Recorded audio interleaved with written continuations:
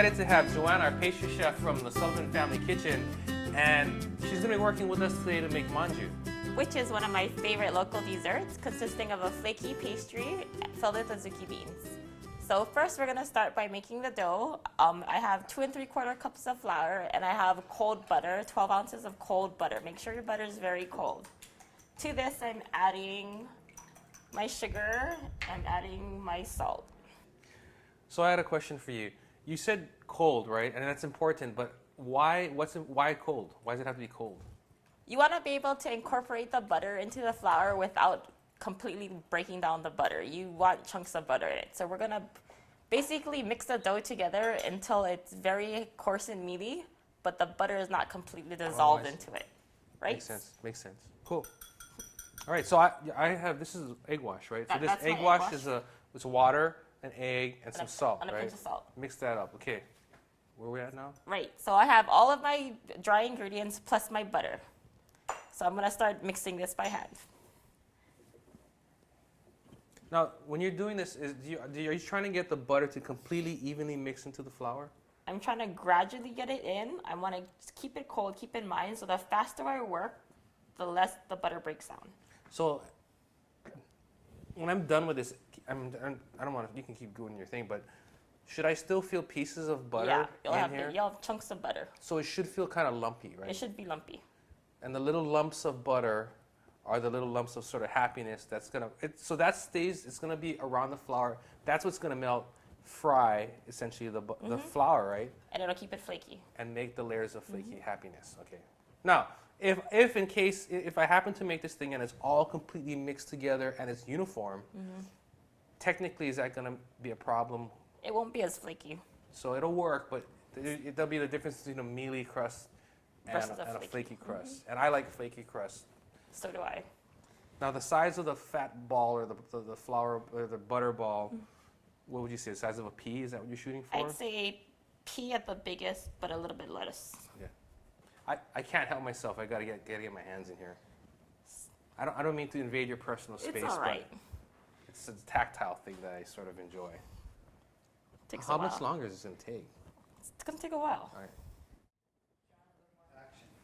Okay, now that the dry butter has been completely incorporated into the flour, it should look like this. You should see chunks of butter in it. It should be kind of mealy, coarse, sandy. This is what you're looking for. Okay, so now I'm waiting for my wet ingredients. Keone, can you combine my egg yolks and my milk, please? Absolutely.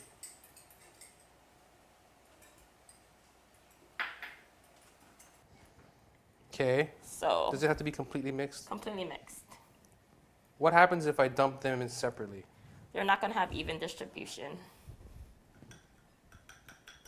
So after he's done mixing that, he's going to pour the entire contents straight into the bowl. Is that good? Yeah, that's good. So just pour it all in, We're in the middle? right in the middle. Okay. So now I'm going to continue mixing the dough until it just comes together.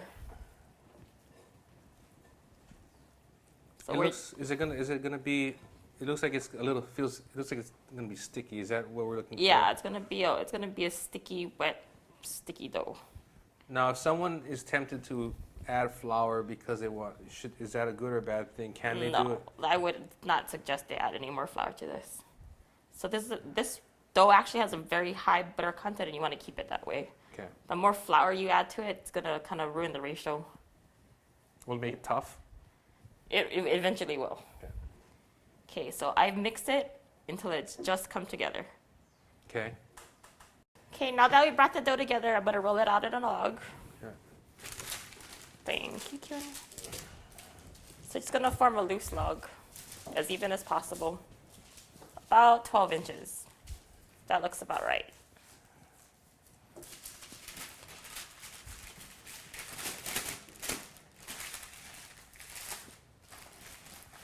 So this is how you roll it out without adding more flour to it. So you're gonna use the parchment paper so you don't have to add any more flour. Okay, that looks about right. You're gonna squeeze the ends, and then you're gonna refrigerate this for at least an hour. Now that the dough is refrigerated for at least an hour, and completely set, we're gonna slice it, and I'm gonna show you how to form the manju. So when you look at this log, it's pretty even. I'm gonna cut it in half for you so you can see the layers of butter. So what am I looking at? See, there's like layers of butter, chunks of butter. It shouldn't be completely. So what we're looking for is these white specks there. Yeah, Right, you should have white. Expect See? to see white specks in the dough. right here. These specks are pieces of butter that's running through it. That's how you know you made it correctly. So I'm gonna start slicing. So you're gonna cut them off in about, I'd say, what is that, half an inch? That's good, yeah? Yeah. Do you have to work fast with this? You should work fairly fast. You want to keep it cold. Now, if I'm working with this, right, and it's like my first time and I'm just kind of like learning it and it starts to get really soft, do I just keep going or should I stop? I would recommend that you slice it all and then put it back in the refrigerator and start working out of the refrigerator. Okay, so, you know, it is important to keep it malleable, but firm malleable, not so it's melting and getting all goopy. And if you Yeah. need to, it's all, you can just keep working back and forth in the fridge to keep that, you got to keep it sort of firm, right? Yeah, so best thing is probably to slice it all, put it in the refrigerator, and work out of the refrigerator. Okay. Okay, so now that our dough is sliced, we're gonna form our manju.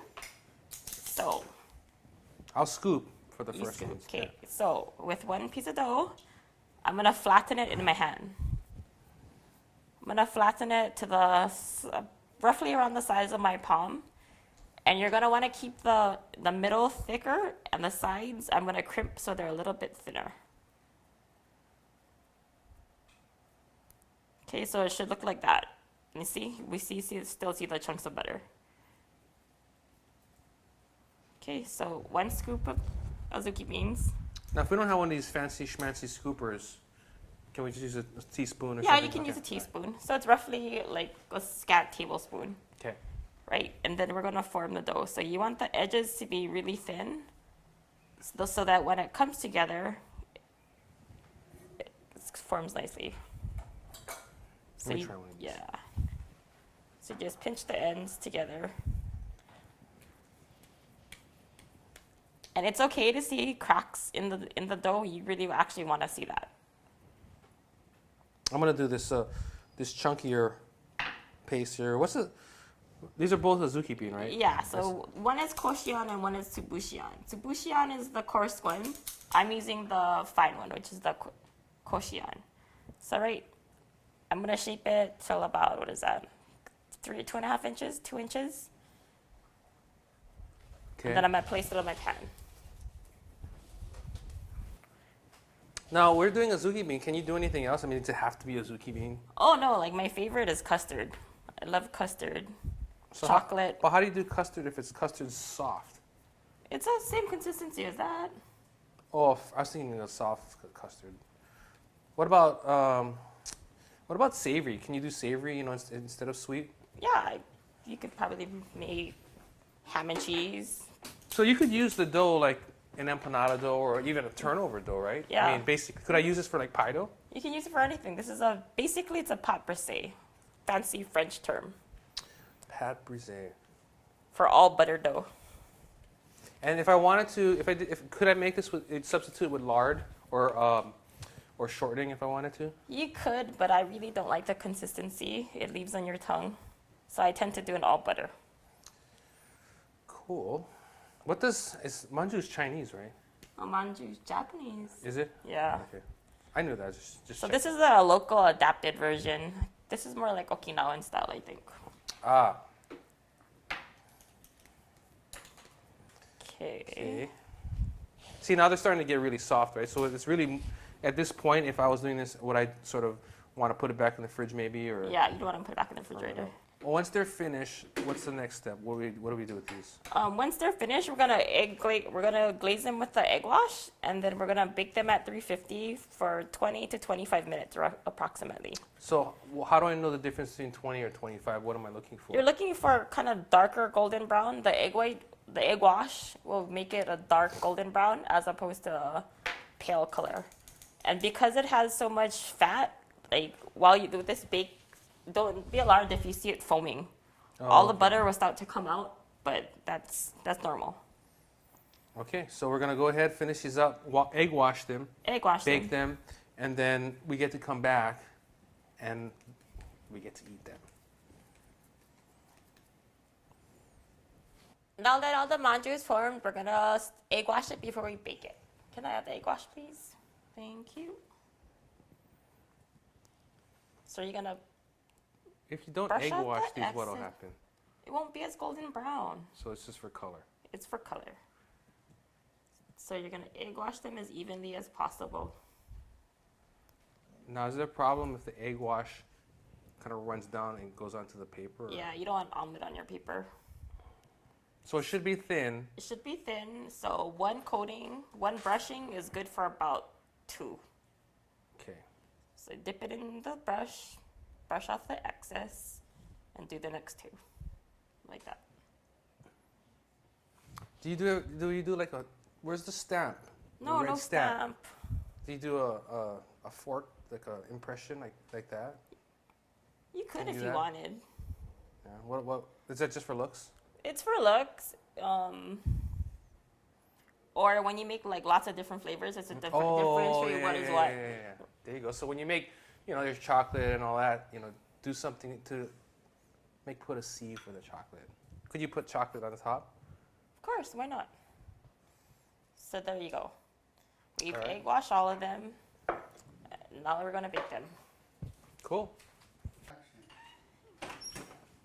Okay, we're gonna bake them at 350 for 20 to 25 minutes until they're golden brown. And then we get to eat them. While those are baking, I made a few varieties earlier that I'd like to show you. I made a jalapeno, salted caramel, a zucchini bean, chocolate custard, and a custard. So again, it's the same crust, right? Same crust. And you just took the different fillings and then you wrapped them, and then you topped them differently. It looks I like, topped them right? differently, right? So I put coconut on the coconut jalapeno one. I put a little bit of crystal sugar on the caramel. I put some sesame seeds on the tsubushian. Chocolate custard, I put some chocolate lines. Okay. And the custard, I just put a little bit of powdered sugar. And I am going to taste one now. And as you can see, they're nice and crisp and they're golden and shiny from the egg wash. And I'm going to bust one of these open to see what it looks like inside. Very nice. You can see that flakiness. You can see the red bean filling. And then I'm going to go for it. Anyway, before I bite this thing, tell everyone where they can get more videos. At foodland.com. Butter. Really good. Flaky. Flaky.